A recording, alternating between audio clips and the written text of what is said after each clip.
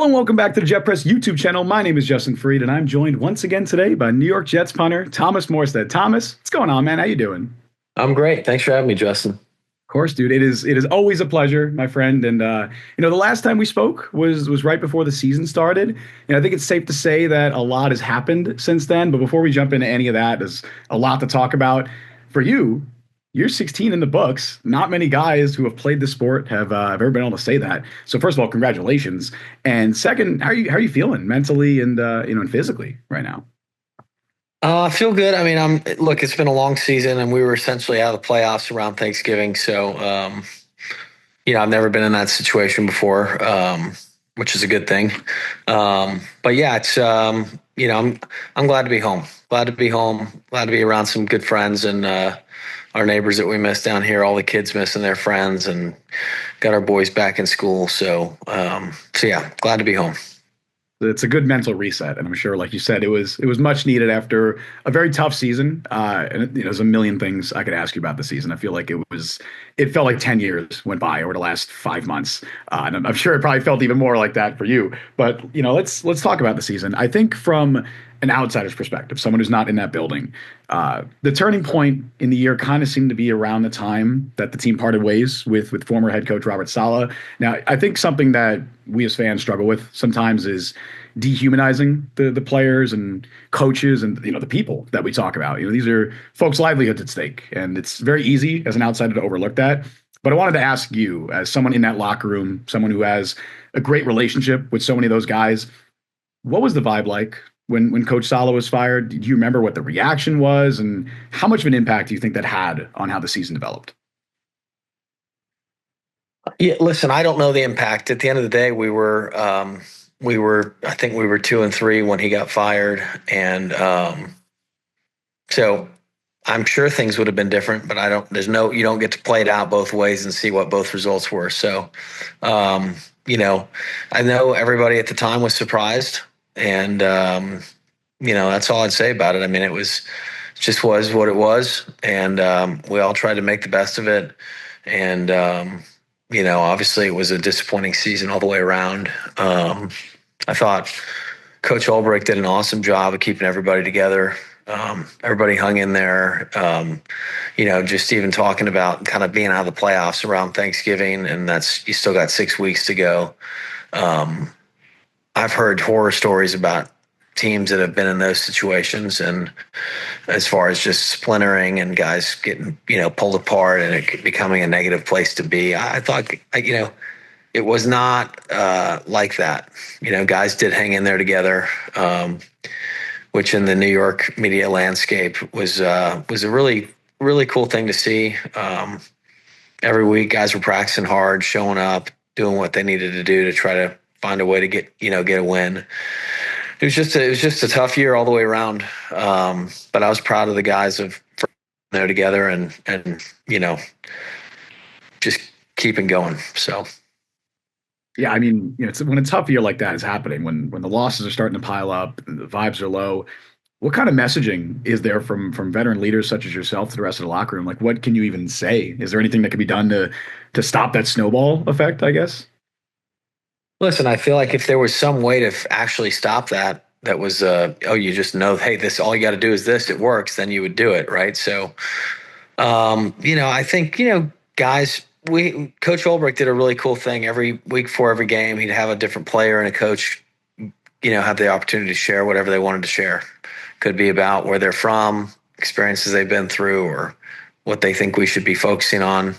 And it was really cool. Really got to know people. And I thought it was a really cool vibe to kind of, from a human level, just get to know guys a little better. And so I really enjoyed that. As far as leaders saying more, I think, the best leaders I've been around, they just, it's like being a parent. It's the kids don't hear what you say. They just see what you do and how you act. And so I think it's about showing up and being a pro every day and continuing to work. Right. And so I think that's the biggest way. I know for me personally, that's what I try to do. I try not to let my circumstance dictate the way that I operate. Nobody's perfect at that, but that's a big focus of mine. Yeah, I also wanted to get your perspective on, one of your. I promise we're going to get to some positivity. There's just a lot to No, talk you're good. You're season. good. You're good. I want to get your perspective on one of your close teammates who, he had a tough year. I'm talking about Greg Zuerlein, and the kicker position feels like one of the most volatile positions in all of sports. Honestly, like one year you're an all pro, the next year struggling to make extra points. You can't make a 40-yard field goal. And that's beyond Greg Zuerlein. That is a thing around the league, it feels like. I know you can't speak for Greg himself, but in your experience, you've been around a while. What tends to be the cause of that volatility? Like, is it a mental thing? Is it mechanical? Can it just be natural aging? Where does that year to year inconsistency often come from? Look, every year is different. Like you said, I think all of those things can happen. Specifically with Greg, I would say, some kicks you don't hit well, and they're from 28 yards, and they still go in, so no one says a word about them. And some kicks you hit really well from 50, and it's a breezy day, and in MetLife, it's not what you think it is. You hit exactly the ball you wanted, and it didn't go in. So I would say this about Greg. Greg has a top five leg in this league still. So the aging thing is not a thing with him. I mean, he can make a really good kicker look pretty silly any given day. And, you know, that's difficult when listen, every player goes through little slumps and things like that. And some are bigger than others, and grinding through that and having the fortitude to kind of to keep pushing on and continuing to tell yourself that you are good enough, and not go into sort of this like mental slump where you don't have any confidence. That's hard. Every kicker has been there, and they've been there multiple times. It's a tough place to be. And that's hard. And so, for Greg specifically, when I watch him kick, there's not an aging issue going on there. He is thumping the ball. He's a special leg talent. And it was just a crummy year. A few of the kicks he missed early in the season were tough, deals. Like I remember the kick we missed against Denver in the rain, 50-yarder on that windy end was just, you're a little bit praying, right? Because it's a tough kick. And we had a few of those where we thought, man, we did what we wanted to do. Our process was right. And the result wasn't there. And it stinks. And, I'm sure Greg would tell you that it wore on him as the season went. Just, when you have a chance to help the team win games and collectively we don't get it done as a field goal pro, it just sucks. There's no other way to say it. But nobody was down on Greg as far as teammates. I mean, everybody loves Greg in the building. He's a total pro, and he's a special player. And it's just a tough year for him. That's all I can say. It's tough because the sample size is so small with specialists, with kickers and punters as well. If you're a D lineman, you're playing 50 snaps a game, whatever it is, you might lose a lot of those reps, and it's okay. The spotlight's not going to be on you. If you're a kicker and you mess up one or two times, you're going to get a lot of crap for it. Like the spotlight. And I think the other piece of that is the timing of those misses is a big deal, right? So, one kicker could go 90% on the year and the other kicker could go 90%. But if one kicker missed kicks in all games that they won and the other kicker missed all three or four of his kicks in games that they lost by a point or lost by 3 points, that's two different seasons. And the vibe about that player is totally different. I remember being down in Miami when, hearing people being down on Jason Sanders when I was down there. And the guy's a total stud. He is a baller kicker. And you saw it this year. And, that's why those guys, the really good ones are different upstairs. And they just hang in there and they just keep going to work. And it's hard to dodge all the bullets because, whether you're on social media or you get stuff in the news or you have friends and family, you're going to hear what's being said. And, it takes some real mental fortitude to kind of hang in there through that. I mean, someone like Austin Seibert, right? Austin Seibert had a tough start to his career. He was with you guys with the Jets in camp. He goes to Washington this year. Unfortunately, he got hurt, but he was killing it earlier in the year. It's just, it's such a tough position and it's very unforgiving with how it's covered, obviously. But let's talk positivity for a moment. Let's move on from last season. This summer you launched the Punt for ALS campaign in support of the Team Gleason Foundation. You pledged to donate $1,000 for every punt that you down inside the 20-yard line. In total, the campaign has raised, I think, nearly $40,000 at the time of this recording. To those listening, I believe it is still accepting donations, and we'll make sure to put that link to donate in the description of the video. Back in November, you were honored with the Lou Gehrig Sports Award alongside New York Yankees radio announcer John Sterling and New York Rangers legend Adam Graves. What did it mean to you to not only receive that award, but to see your hard work and dedication to the cause come to fruition this year? Look, I wasn't shooting for any award in New York. It was a really cool evening. What did I get out of it? A really cool night out with my wife and, getting to meet some really cool people. Meeting Graves was really cool. What a good dude. It was awesome getting to chop it up with him a little bit and get to know him a little bit. So that was really, really special. And then just seeing, just like down at Team Gleason, seeing a bunch of people that are passionate about ALS and like trying to rid the world of the disease. It was just cool to meet those people. It's like any good organization when you got a bunch of people banding together to do something awesome. Just cool. So, I certainly didn't do it for any award, but it was, I remember when I got the call, to be honored, I said, why me? There's so many people that are doing so many good things. And they said, well, look, you're somebody in notoriety, that's bringing attention to the cause and we want to honor that. So it was a cool thing to be a part of.